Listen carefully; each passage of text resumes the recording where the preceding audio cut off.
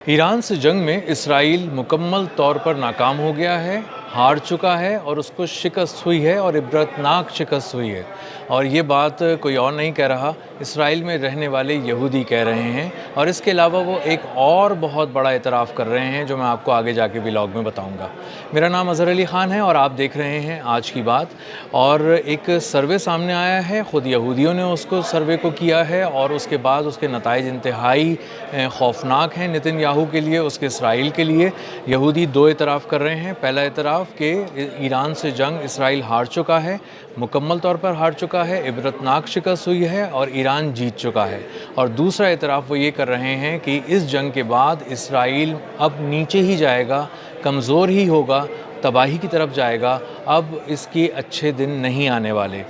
एक Hebrew university है तेल अवीव की, उसने एक सर्वे किया और उस सर्वे में उसने सवाल पूछा गया कि आप क्या समझते हैं, यहूदियों से सवाल पूछा, इसराइलियों से सवाल पूछा कि आप क्या समझते हैं कि ईरान से जो जंग है हमने उनको बहुत ज़बरदस्त तरीके से उनकी पिटाई की है और ईरान को बहुत नाकाबिल तलाफ़ी नुकसान पहुँचाया है। तो उन्होंने कहा कि हमें तो कहीं से नहीं लगता कि ईरान को आपने नाकाबिल तलाफ़ी नुकसान पहुँचाया है, हमें तो नहीं लगता कि आपने उसको कुछ ऐसे उसको घाव लगाए हैं, कुछ ऐसे ज़ख्म दिए हैं जिनको वो कभी भी मुंदमिल नहीं होंगे, जिन पे वो कभी काबू नहीं पा सकेगा, और कुछ ऐसे नुकसानात हुए हैं जो कभी ठीक नहीं किए जा सकेंगे। हमें तो बल्कि ये लगता है कि इसराइल में जो तबाही हम अपनी आँखों से देख रहे हैं और हम जी रहे हैं जिस तबाही के दरमियान, उसको हमें अंदाज़ा होता है कि अब कोई ठीक करने वाला नहीं होगा। नेतन्याहू मुस्तकिल दावे करता रहा, बड़ी बड़ी बातें करता रहा, लेकिन वो यहूदियों को बचा नहीं सका। उसके शहर तबाह हो गए, इंफ्रास्ट्रक्चर तबाह हो गया, हमारा अज़्म, हमारा हौसला, जो हमारी आरज़ुएँ थीं, जो हम देखते थे ख्वाब, वो सब टूट गए, चिकनाचूर हो गए और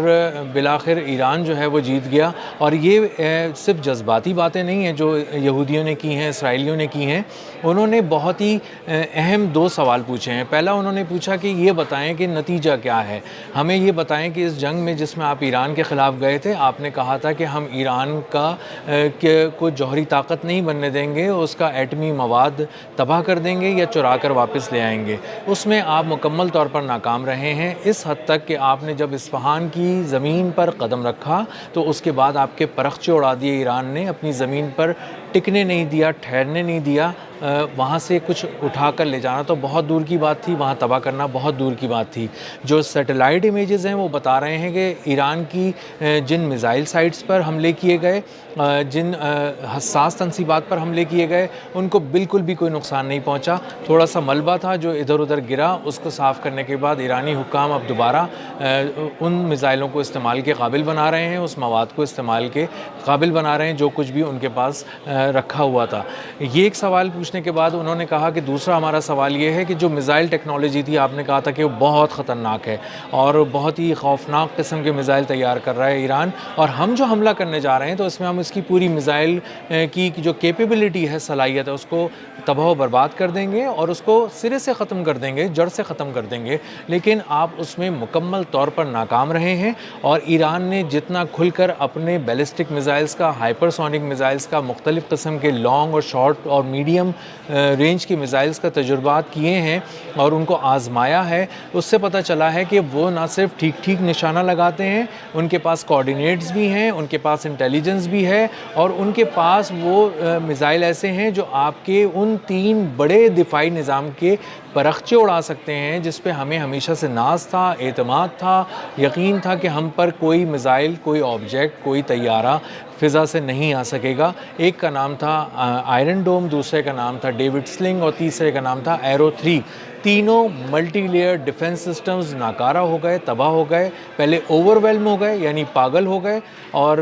उनको बहुत ज़्यादा मसरूफ़ कर दिया ईरान ने खिलौनों का इस्तेमाल करके, ड्रोन्स का इस्तेमाल करके। और उसके बाद जब उसने हाइपरसोनिक मिज़ाइल दागना शुरू किए, बैलिस्टिक मिज़ाइल दागना शुरू किए, तो पता ये चला कि वो वहाँ तक भी पहुँच गए जहाँ तक पहले किसी का तसव्वुर नहीं था। उन हसास तनसीबात को उड़ा दिया ईरान ने, जिसके बारे में पहले कोई सोच भी नहीं सकता था, जिसके कोऑर्डिनेट्स, जिसका एग्जैक्ट लोकेशन, उसका एड्रेस किसी के पास नहीं था। ईरान ने अपनी इंटेलिजेंस के ज़रिए उनको हासिल किया और उसके बाद उन्हें उसी वक्त निशाना बनाया जिस वक्त उन्हें निशाना बनाया जाना चाहिए था, और वहाँ से उन्होंने सबसे ज़्यादा जो नुकसान किया जा सकता था, मैक्सिमम नुकसान किया जा सकता था, वो उन्होंने उसमें किया। اسرائیلیوں نے کہا کہ نتن یاہو نے ایک بہت بڑا جرم یہ کیا کہ انہیں سچ تک پہنچنے نہیں دیا، میڈیا پر ایسی قدغن لگائی کہ انہیں صرف یہ نظر آتا رہا کہ ایران تباہ ہو رہا ہے، حالانکہ سچ یہ تھا کہ اسرائیل میں شہر کے شہر تباہ ہو گئے، عمارتیں ملیہ میٹ ہو گئیں، سڑکیں تباہ ہو گئیں، انفراسٹرکچر تباہ ہو گیا، آئل ریفائنریز تباہ ہو گئیں، مختلف قسم کی فوجی اور حساس تنصیبات تباہ ہو گئیں، وہ بنکرز تباہ ہو گئے جو کبھی بھی تباہ نہیں ہونے تھے، جو میزائل حملوں سے بچنے کے لیے خاص طور پر تیار کیے گئے تھے۔ وہ سب چیزیں جو تباہ ہوتی جب انہوں نے دیکھی تو انہیں اندازہ ہوا کہ یہ تو سچ کچھ اور تھا اور ہمیں دکھایا کچھ اور جا رہا تھا اور ہمیں سچ تک پہنچنے ہی نہیں دیا گیا۔ اس کے علاوہ انہوں نے کہا کہ اسرائیلیوں نے اس سروے میں یہ سوال اٹھایا کہ ہمیں یہ بتائیں کہ حماس کتنی کمزور ہوئی ہے پچھلے 3 سال میں۔ حماس تو ویسے ہی کھڑی ہوئی ہے، اس کے جو جنگجو ہیں وہ باہر نکل کر آتے ہیں اور جب چاہتے ہیں اپنا ایک بہت بڑا ڈیمونسٹریشن دیتے ہیں کہ ہم پہلے سے زیادہ مضبوط بھی ہیں، ٹکے ہوئے بھی ہیں اور ہمارے پاس اسلحہ بھی ہے اور ہم لڑنے کی صلاحیت بھی رکھتے ہیں۔ آپ اس کی لڑنے کی صلاحیت ختم نہیں کر سکے، حماس کو ختم نہیں کر سکے۔ اس کے ساتھ ساتھ انہوں نے یہ سوال بھی اٹھایا کہ آپ نے کہہ رہے تھے کہ ہم نے تو حزب اللہ کو بھی کمزور کر دیا ہے، لیکن حزب اللہ کی طاقت ہم نے یہ دیکھی کہ وہ جہاں چاہتے ہیں بہت ہی پریسیجن کے ساتھ، بہت ایکیوریسی کے ساتھ حملے کرتے ہیں اور ناقابل تلافی نقصان پہنچاتے ہیں، آپ کے قدم اکھاڑ دیتے ہیں۔ اس کے علاوہ انہوں نے یہ سوال بھی اٹھایا کہ آپ یہ کہہ رہے تھے کہ ایران کی ہم رجیم چینج کر دیں گے، لیکن ایران کی تو رجیم چینج نہیں ہوئی، ایران کی حکومت تو اب بھی وہی ہے۔ آپ نے صرف ان کے کچھ ٹاپ لیڈرز کو شہید کر دیا اور ہمیں یہ دکھایا کہ وہ ایران کی رجیم چینج ہو گئی، لیکن وہ ایسا نہیں تھا۔ سچ یہ تھا کہ وہاں پہ دوبارہ وہی لوگ ہیں آج جو پہلے حکومت میں تھے اور ان کی پالیسیز آج بھی ویسی ہیں، وہ ویسی ریزیلینس کا مظاہرہ کر رہے ہیں، وہ ویسی ہی تدبر کا بھی مظاہرہ کر رہے ہیں اور آپ پر تاک تاک کر ایسے نشانے لگا رہے ہیں کہ جو ناقابل تلافی آپ کو نقصان پہنچا رہے ہیں۔ تو یہ جو سوال ہیں اس سے بچ نہیں سکا نتن یاہو۔ یہ بہت ہی کڑے سوال تھے، سخت سوال تھے اور سچائی پر مبنی سوال تھے جو اسرائیلیوں نے اٹھائے، اور ان سوالوں کا جواب آج بھی نتن یاہو کے پاس صرف یہ ہے کہ ہم کچھ کر لیں گے، کچھ دیکھ لیں گے، لیکن 6 ہفتے کی جنگ میں مکمل طور پر اسرائیل کی ناکامی کو خود اسرائیلیوں نے، وہاں رہنے والے یہودیوں نے تسلیم کیا ہے، محسوس کیا ہے، اور اس کے بعد انہوں نے کہا ہے کہ ہم اب دوبارہ شیلٹرز میں نہیں رہنا چاہتے۔ اس کے پاس، نتن یاہو کے پاس کوئی پلان نہیں تھا ایران کو تباہ کرنے کا، ایران کی جوہری طاقت کو چھیننے کا کوئی پلان نہیں تھا۔ ہم آبنائے ہرمز بھی گنوا کر بیٹھ چکے ہیں، آبنائے ہرمز پر پہلے سے زیادہ کنٹرول ہے اب ایران کا، اور ایران وہاں پہ اب ٹول چارج کرنے جا رہا ہے، اور اب آنے والے جو دن ہیں اس میں پتہ یہ چلتا ہے کہ ایران اب اپنی گرفت مزید آبنائے ہرمز پر مضبوط کرے گا، اور امریکہ جیسی طاقت جس کو آپ یہاں لائے تھے کہ وہ ایران سے لڑے گی اور ایران کو آپ کے ساتھ مل کر کمزور کرے گی، وہ بھی ناکام ہو گیا، اور آبنائے ہرمز سے لے کر اصفہان سے لے کر قشم سے لے کر خارق سے لے کر کوئی ایسی جگہ نہیں ہے جہاں آپ کی ناکامی کی داستانیں دنیا کو چیخ چیخ کر یہ نہیں بتا رہی کہ آپ کو شکست فاش ہوئی ہے، عبرتناک شکست اور بدترین شکست کا آپ کو سامنا کرنا پڑا ہے، اور آنے والے دن یہ بتا رہے ہیں، چونکہ یہ اسرائیل میں ایک عمومی اب